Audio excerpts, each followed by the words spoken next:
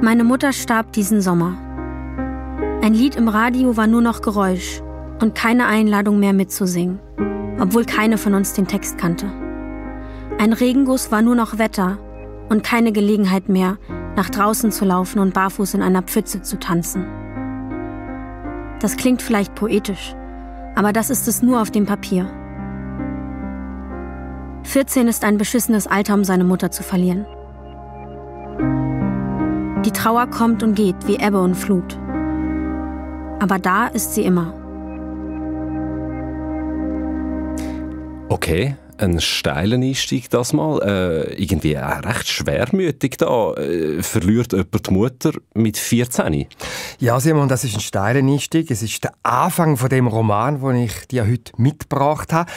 Das ist die Romanheldin, 14-jährige Billy, die da erzählt hat. Und sie ist die Hauptfigur im Roman «Paradise Garden» von der deutschen Autorin Elena Fischer. Der Roman der ist relativ viel im Gespräch im Moment. Ich habe Werbung gesehen dafür. Er ist auch nominiert für den Deutschen Buchpreis. Also das gibt es schon nicht jeden Tag. «Paradise Garden» ist der Elena Fischer ihren Debütroman und jetzt hat er so ziemlich eingeschlagen, beste Kritiken bekommen. Und das hat halt Elena Fischer selber überrascht. Das hat sie mir erzählt, als ich mit ihr geredet habe. Sie ist immer noch regelrecht geflasht.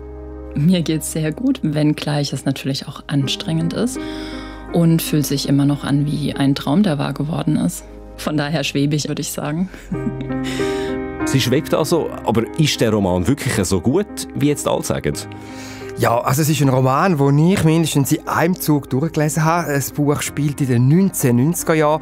Es ist so ein klassischer Coming-of-Age-Roman und er erzählt die Geschichte von dieser Jugendlichen, die auf der Suche nach sich selber eben ist. Und es ist ein Buch, das enorm herzzerrissend ist, aber auch herzerwärmend. Und das hat mir eben besonders gefallen. Das Buch ist mit einem rasanten Tempo erzählt und ist ja ein regelrechter Page-Turner. Ich muss sagen, das erstaunt mich jetzt aber gleich ein bisschen, dass dir das so gefällt. Ich meine, Pubertät, das ist jetzt bei dir schon eine Weile her. Ja, das stimmt. Da bist du eindeutig näher dran und vielleicht so ein bisschen eher Zielgruppe. Nein, aber jetzt im Ernst, das ist eben ganz faszinierend an dem Buch. Es erzählt die Pubertätsgeschichte so, dass sie eben auch Erwachsene anspricht, dass wir uns identifizieren können. Wir sind ja alle einmal in der Pubertät gewesen und vielleicht haben wir ja auch zwischendurch einmal so ein bisschen einen pubertären Rückfall. Also das kommentiere ich jetzt vielleicht einmal nicht weiter, aber ich bin auf jeden Fall gespannt, was du jetzt erzählst über den Roman «Paradise Garden» von der Elena Fischer. Der Roman ist das Thema in unserer 46. Episode vom Podcast «Literaturclub 2 mit Buch» mit mir, Simon Lütold. Und mit mir, Felix Münger. Also Felix, du hast ja jetzt schon mal mit dieser grossen Adjektivkelle angefangen anrühren. Du hast gesagt, herzzerreissend, herzerwärmend, witzig, rasant. Was macht es denn jetzt aus, dass das alles aus deiner Sicht auf den Roman zutrifft?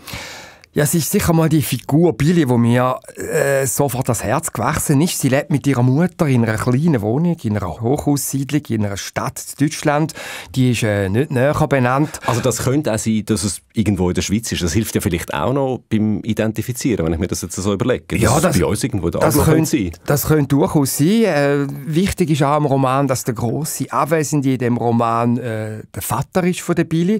Billy hat ihn nie gekannt und die Mutter redet nicht über. Er ist einfach das grosse Tabu. Und als grosses Tabu ist ein abwesender Vater, wo man nicht über ihn reden darf, wahrscheinlich auch Konfliktstoff für so eine Teenie-Tochter und eine Mutter. Konflikt wäre vielleicht ein zu grosses Wort, wäre vielleicht zu viel gesagt. Der Vater ist einfach immer oder oft bei der Billy im Kopf. Er ist das grosse Rätsel. Und ich habe da mal eine Passage aus dem Hörbuch mitgenommen. Es liest da die deutsche Schauspielerin Lena Uschendowski. Sie hat das Hörbuch eingelesen. Vielleicht magst du die Stelle mal hören. Es ist eine Stelle, wo die Billy ihre Situation in Sachen Vater, finde ich, sehr gut auf den Punkt bringt. Mein Vater war ein Mysterium. Ich wusste fast nichts über ihn. Ich wusste nur, er hatte meine Mutter verlassen, als ich noch ganz klein war. Meine Mutter wollte auf gar keinen Fall über ihn sprechen. Manche Dinge bleiben besser da, wo sie hingehören, sagte sie und malte sich vor dem Spiegel über dem Waschbecken die Lippen rot an. Aber ich gab keine Ruhe und meine Mutter explodierte. »Hör auf, dauernd in der Vergangenheit rumzubohren«, schrie sie, und dann war sie weg. Vielleicht war mein Vater ein Drogenboss oder ein berühmter Politiker. Vielleicht war er aber auch einfach nur ein sehr langweiliger Mensch und es gab nichts über ihn zu erzählen. Meine Mutter war jedenfalls wie ein Gewässer, dem man nicht auf den Grund sehen konnte. Also die Mutter probiert, den Vater regelrecht totzuschweigen, wenn ich das jetzt da richtig verstanden habe. Und das ist etwas, wo natürlich die Tochter gar nicht klarkommt damit, die Billy. Aber geht dann das zwischen den beiden trotzdem auf? Ja, es ist einfach so. Also Billy arrangiert sich mit dieser Situation und sie und die Mutter, die sind ein gutes Team.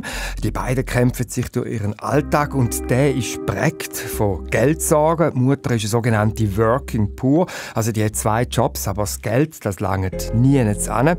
Es ist zum Beispiel so, dass die Mutter nicht einmal ein richtiges Bett hat. Also sie übernachtet da immer auf einer Luftmatratze, einem Campingmätteli, wo sie immer zu Abend wieder aufpumpen, morgen die Luft rauslassen, dass sie da Platz haben. Aber die Mutter, die ist eine Kämpferin, die nicht aufgibt, und sie ermuntert zum Beispiel die Billy dazu, dass sie in der Schule gut mitmacht, weil sie möchte sie unterstützen beim Traum, den die Billy hat, und die möchte eben gerne mal Schriftstellerin werden. Also auf jeden Fall sind das jetzt recht schwierige Verhältnisse zum drin aufwachsen, sehr einschränkend, irgendwie sehr, ja, ich stelle mir das auch noch eng vor und halt auch, was dann die Möglichkeiten in der Zukunft angeht. Aber ist das ein glückliches Leben, das die 2 miteinander haben? Ja, glücklich auf ihre Art wahrscheinlich schon sind die beiden. Also sie träumen mindestens miteinander. Sie träumen zum Beispiel miteinander mal ans Meer zu fahren, in die Ferien, sich den grossen Traum zu erfüllen, dort am Strand zu liegen. Es gibt zum Beispiel eine Szene, wo die beiden in ihrer Wohnung den Strand spielen. Also, und der Sound von der Autobahn draussen vor dem Fenster, das wird dann so zu einem Wellenrauschen. Okay, aber also, ist das jetzt nicht schon fast ein bisschen kitschig? Ja, ich finde nicht. Das sind schon sehr berührende Schilderungen, aber sie sind nicht so übertrieben. Also Kitsch würde ja dann heissen, man macht es richtig einfach zu viel. Das ist nicht so. Also das Maß hat Elena Fischer durchaus im Griff.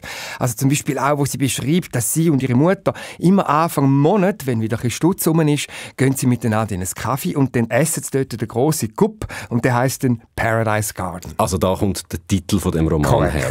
Ist das auch eine Anspielung Paradies, so Garten Eden-mäßig? Ja, da könnte man vielleicht schon so lesen. Also Billy, ihre Kindheit und Jugend, die hat durchaus etwas Paradiesisches bei aller materiellen Not.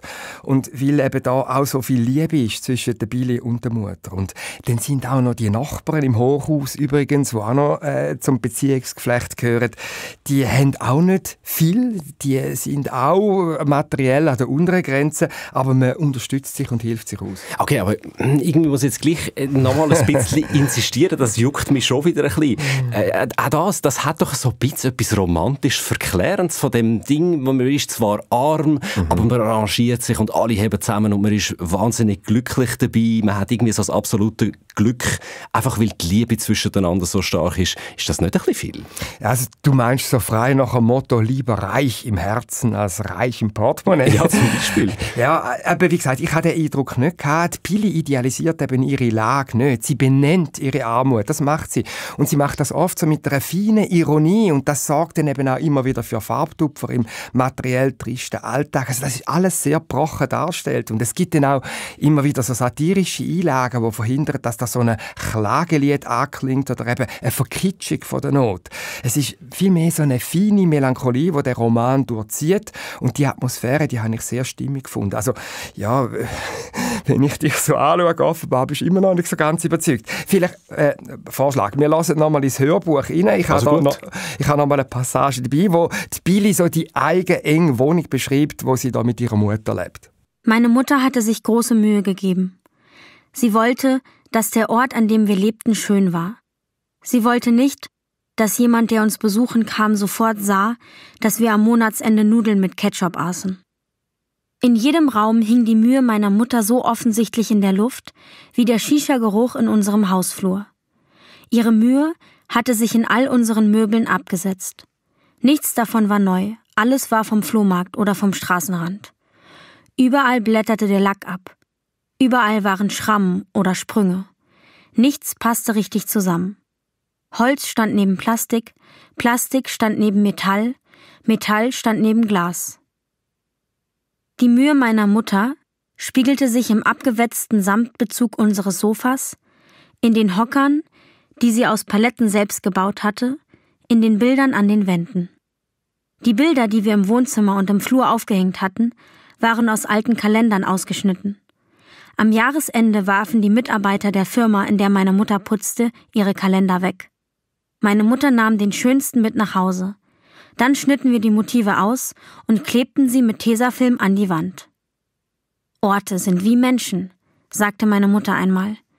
Irgendwann gewöhnt man sich an ihre Fehler. Ja, das ist natürlich spannend. Es ist auch ein gutes Bild, dass die zwei eigentlich wie in der Mühe von dieser Mutter wohnen.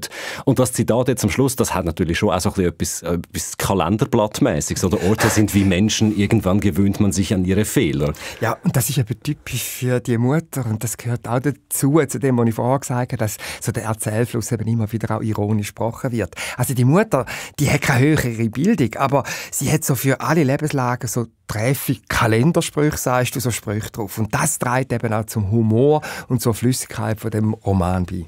Also jetzt, was ich bis jetzt gehört habe, die Beispiele, die du da mitgebracht hast, die Sprache, die ist tatsächlich sehr eingängig. Ich verstehe jetzt, glaube ich, auch, was du meinst, dass sich das gut liest.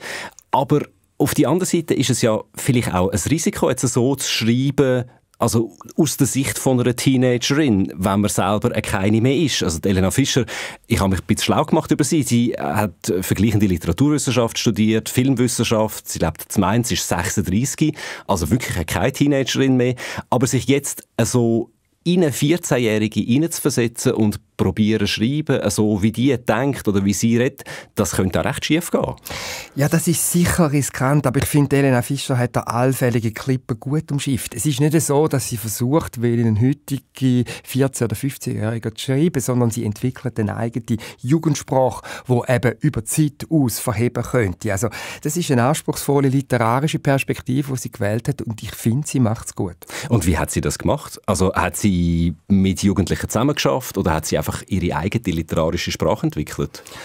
Ja, das Zweite. Also sie hat offenbar nicht Teenies da zu Rate zu sagen. Sie sagt, sie hätte sich beim Schreiben zu einem guten Teil einfach auf ihre Intuition verloren. Sie hat überhaupt sehr wenig geplant, sondern sie hätte sich einfach treiben lassen von dieser Figur Billy und wollte herausfinden, was jetzt die macht, wie sie sich verhält.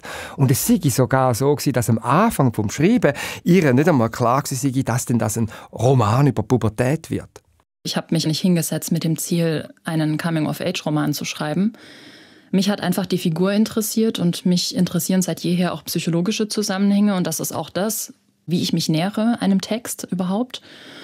Und dass sie dann eben dieses Alter hatte, warum ganz genau das dann so passiert ist, kann ich Ihnen gar nicht sagen. Aber ich habe einfach so lange gemacht, bis ich das Gefühl hatte, jetzt passt es. Und dann habe ich die erste Beerdigungsszene geschrieben, die ja jetzt auch die erste im Buch ist und auch genauso geblieben ist, wie ich sie 2019 geschrieben habe. Und ich hatte davor aber nur einen anderen Versuch, in dem ich Billy geschrieben habe und gemerkt habe, das ist mir zu flapsig, das kommt nicht hin. Da fehlt mir so dieser verträumte Anteil, den sie ja auch hat, dieses Poetische. Und ansonsten, als ich das dann mal hatte, ist es gelaufen. Da habe ich mir überhaupt gar keine Gedanken mehr drüber gemacht. Ich habe die erste Seite geschrieben und wusste, okay, jetzt habe ich den Ton, das passt. Ich hatte beim Lesen immer das Gefühl, ich bin da ganz nah dran. Ich kann mich in diese Jugendliche einfühlen. Ich verstehe ihre Gefühlswelt. Wie haben Sie da die Sprache gefunden? Also rein intuitiv, wenn ich Sie richtig verstehe. Ja, rein intuitiv. Und das ist jetzt, hört sich vielleicht seltsam an, aber ich bin eine große Filmliebhaberin auch und ich habe ja auch Filmwissenschaft studiert und ich habe versucht, vielleicht kann man so sagen, mich über eine bestimmte Ästhetik auch sprachlich zu nähern. Also ich mag bestimmte Filmästhetiken, also wenn man jetzt zum Beispiel an Wim Wenders denkt und an Paris, Texas oder ja solche Produktionen oder auch The Florida Project, das waren Filme, die mochte ich von der Atmosphäre, die sie erzeugen, und ich habe versucht, eben ja eine Erzählerin zu haben, die diese Stimmung transportiert. Also einen Text zu haben, der am Ende dieses Ergebnis bringt. Für mich erstmal, wenn ich das selber lese. Und wahrscheinlich war das auch ein Ansatz, mit dem ich vielleicht auch mehr oder weniger unbewusst gearbeitet habe. Dass ich mich immer auf die Suche begebe nach dem, was ich schön finde, was ich wahrhaftig finde und dann eben versuche, das in Text zu übersetzen. Also sie war offensichtlich auf der Suche gewesen, auch nach Stimmungen, um diese Stimmungen zu transportieren. Was hat sie gesagt? Was sie schön und was sie wahrhaftig findet, das in den Text umzusetzen und das in Verbindung zu bringen mit der Figurenpsychologie, die ja auch wichtig ist, was sie am Anfang gesagt hat. Aber jetzt in dem Buch, so wie du bis jetzt darüber geredet hast, geht es ja vor allem um die Mutter und die Tochter bis jetzt. Also um die Zweisamkeit zwischen den beiden, um das Glück, das sie haben, trotz der Umstände. Wenn ich jetzt aber zurückdenke an das allererste Beispiel aus dem Text, den du ja gebracht hast, das muss brechen, weil die Mutter stirbt ja. Ja, und es kommt eben das Unglück so in Etappen. Es fängt alles damit an, dass die Großmutter, also die Mutter von der Mutter, zu Besuch kommt. Die lebt in Ungarn und die ist krank und die braucht medizinische Hilfe und kommt darum auf Deutschland und zieht dann nachher ein in dieser engen Wohnung. Und die Großmutter, die ist sehr konservativ und die kritisiert dann auch und die Mutter von der Billy, weil die halt so einen freiheitlichen, pfiffigen Erziehungsstil hat. Das sorgt dann schon mal für schlechte Stimmung und eben, hast keinen Platz für die dritte Person noch in dieser engen Zweizimmerwohnung. Ja, also die bringt wahrscheinlich auch die super aufgebaute, mit viel Mühe aufgebaute, gute Stimmung, das schöne Leben, das die haben, durcheinander. Ja, es kommt regelrecht zum dichten Stress in dieser Wohnung und es gibt dann auch Streit und dann passiert, die Mutter kehrt um und schlägt sich den Kopf ganz unglücklich an und stirbt. Okay, zack. Und die Billy bleibt dann mit ihrer Großmutter. Ja, und das geht überhaupt nicht für Billy und es gibt dann ein riesiges Hin und Her. Können wir jetzt auch sagen, ist vielleicht, kommt mir gerade in den Sinn, nochmal eine Anspielung auf den Titel von wegen Paradise Garden. Paradies, das gehört ja auch Vertreibung dazu, also Vertreibung aus dem Paradies. Ja, man könnte das so sehen. Also die Vertreibung findet jetzt statt. Billy ist echt verzweifelt. Sie hat keine Orientierung mehr. Und dann ist es so, dass sie im Schrank von der Mutter anfängt zu näuseln und sie findet den Hinweis auf das Mal, wer der Vater könnte sein. Und dann macht Billy etwas total Verrücktes. Sie schnappt nämlich den alten Nissan von der Mutter und sie fährt einfach los. So als 14-Jährige macht sie sich auf die Piste, eine Strolchenfahrt, hochgradig verboten also natürlich. Wie ein Schick von Wolfgang Herrndorf. Genau, ja, ist vielleicht auch eine Anspielung, wobei Elena Fischer sagt, sie hätte Schick nicht gelesen. Also sie probiert jetzt, die Billy, den Vater zu suchen und sie vermutet den Aufgrund von der Hinweise in Norddeutschland. Und findet sie ihn? Das, lieber Simon, tue ich dir jetzt nicht verraten. Das wäre einfach zu viel gespoilert, falls du das Buch noch möchtest lesen. Also ich kann dir so viel sagen, die Billy findet am Schluss etwas. Ob es denn der Gesuchte ist oder nicht, das lassen wir jetzt offen. Aber der Schluss vom Buch, das muss ich übrigens da jetzt doch auch noch unterbringen, das finde ich so ein bisschen der Schwachpunkt von dem Roman. Der geht dramaturgisch nicht auf, finde ich. Was da passiert, passt nicht zur Billy, so wie ich sie kennengelernt habe. Aber das kannst du jetzt nicht erklären? Nein, ich kann dir jetzt das nicht ausführen, sonst müsste ich zu viel spoilern. Okay, aber man kann sagen, sie kommt irgendwie an. Ja, vor allem ein Stück weit bei sich selber und das, nachdem sie eben über Tage allein durch Norddeutschland gefahren ist. Das ist übrigens auch noch die Qualität von dem Buch. Das ist sehr poetisch beschrieben, wie sie da Mausbein allein durch die Gegend tuckert und sich dann mit sich selber und ihrem Platz auf der Welt auseinandersetzt. Und zu dieser Selbstfindung gehört dann eben, und jetzt kommt wieder die Schriftstellerin ins Spiel, dass die Billy auf ihrem Roadtrip ihre Gedanken regelmäßig in ein Notizbuch aufschreibt. Das Land lag flach und endlos vor mir. Die Straße führte direkt zum Horizont und in der Ferne grasten Schafe. Ich hielt am Straßenrand und stieg aus. Ich atmete tief ein. Es roch anders, würziger. Weit und breit war kein anderes Auto zu sehen. Dann legte ich das Notizheft auf die Motorhaube. Ich schrieb: Ich fahre ins Nichts. Wenn ich weiterfahre, falle ich vom Rand der Erde. Und das ist in Ordnung. Also es ist ein Davonrennen von die Heime oder ein Davonfahren vielmehr, ist aber auch, vielleicht kommt sie durch das tatsächlich ihrem Traum, Schriftstellerin zu werden, ein bisschen näher. Ist dann das auch ein autobiografisches Element, weil die Billy will Schriftstellerin werden und die Autorin, die Billy schreibt, ist ja selber auch Schriftstellerin, natürlich. Also die Parallelen zwischen der Figur und der Autorin gibt es auf jeden Fall. Also der Roman ist dann der Bericht von der Billy. Es ist so gemacht, dass das Buch im Roman eigentlich der Billy ihren erster Roman ist. Und gleichzeitig natürlich, du sagst es ist das Debüt von der Elena Fischer und so gesehen ist die Billy sicher ein Stück weit die Elena Fischer. Und die Autorin, also die Elena Fischer, hat mir über ihre Figur Billy dann etwas gesagt und da musst du geschwind anhören.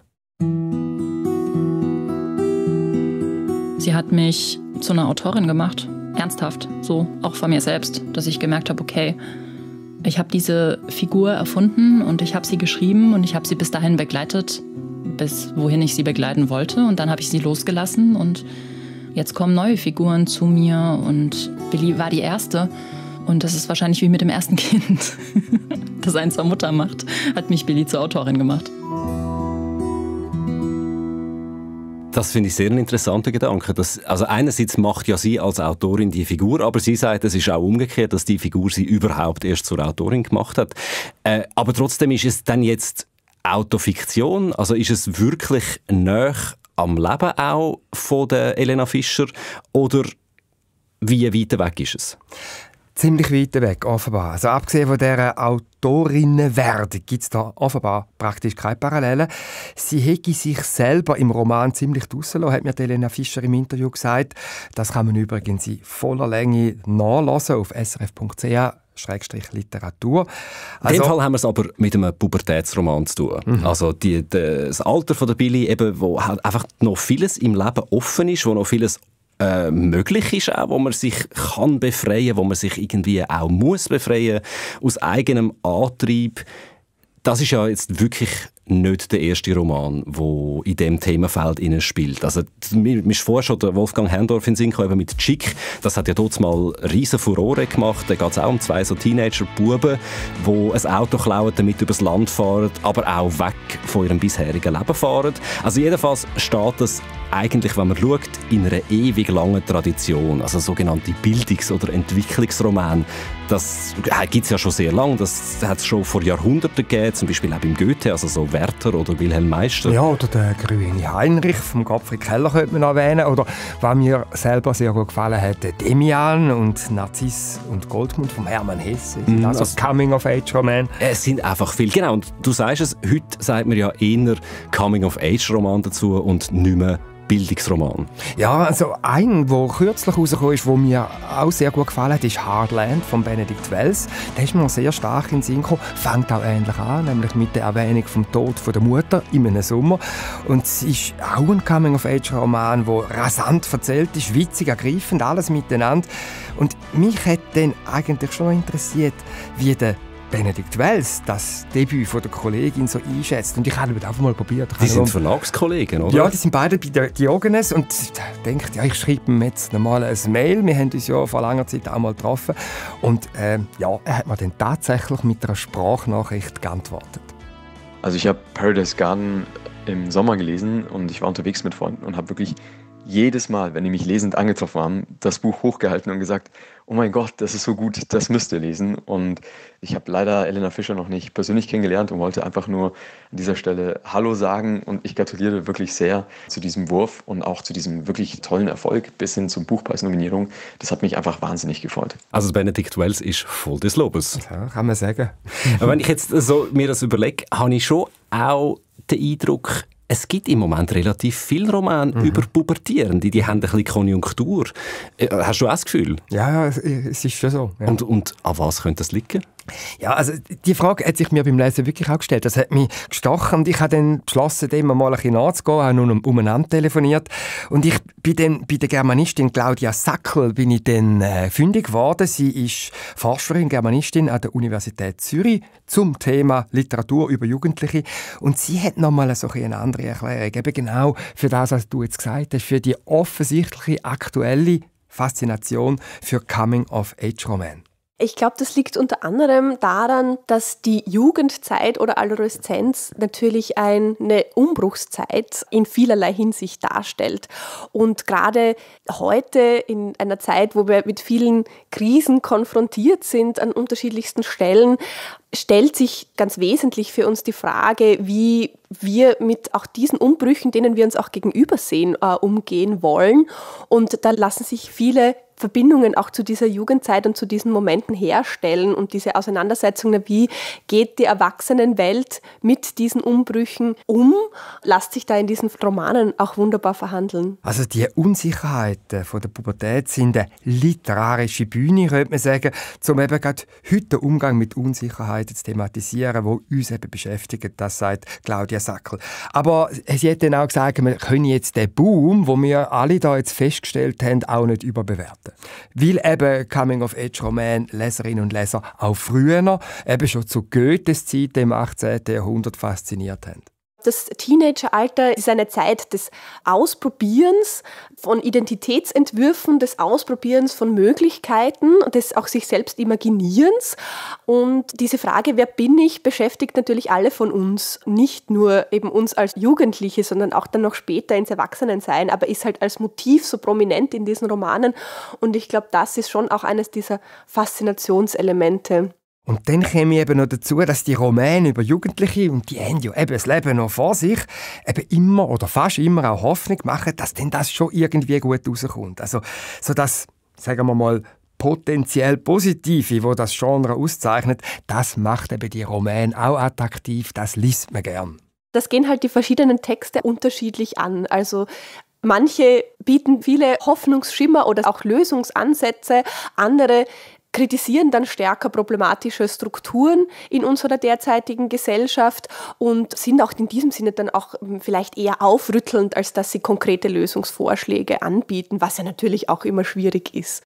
Das sagt Claudia Sackel von der Uni Zürich und das ganze Gespräch mit ihr gibt es zum Nachlesen auf srf.ch/literatur, wie übrigens auch das ganze Interview, das ich mit der Elena Fischer geführt habe. Also ich nehme jetzt daraus mit, es gibt sicher verschiedene Gründe, warum so Pubertätsliteratur im Moment so aktuell ist für uns. Einer davon ist sicher, dass die Frage einfach nie langweilig oder alt wird, wer bin ich? Das begleitet einem das Leben lang, aber in der Pubertät ist sie vielleicht besonders wichtig. Und schon auch spannend, dass es den Unterschied gibt, dass die Sparte von diesen Büchern, die mehr Zuversicht weckt, die einem vielleicht Hoffnung macht für die Zukunft. Und dann aber auch andere, die halt eher auch das kritisch anschauen.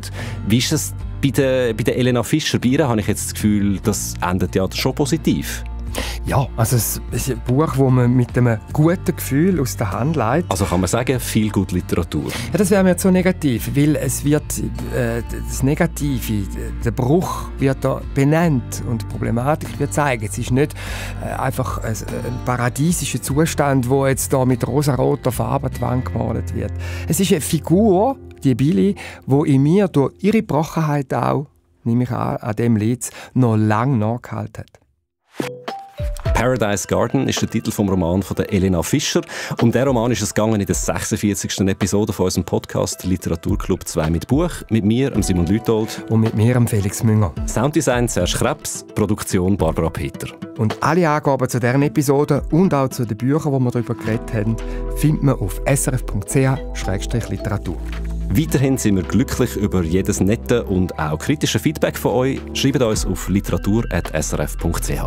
Und in der nächsten Episode sind dann wieder unsere beiden Kolleginnen, Katja Schönherr und Franziska Hirsbrunner, dran. Und dann geht es um ein Thema, das wir vermutlich auch alle kennen. Es geht dann aber nicht um Pubertät, aber um die Frage, wie wir unser Leben meistern können inmitten von Anforderungen und Vorgaben, die in unserem Alltag auf uns einprasseln. Also, wie kann man zwischen die Wäschmaschine ausräumen, Ärger im Büro und Kindererziehung eigentlich noch seine Träume verwirklichen? «Kleine Probleme» heisst der witzig satirische Roman und geschrieben hat die deutsche Autorin Nele Polacek. In der nächsten Episode von Literaturclub 2 mit Buch und ich sage Tschüss miteinander.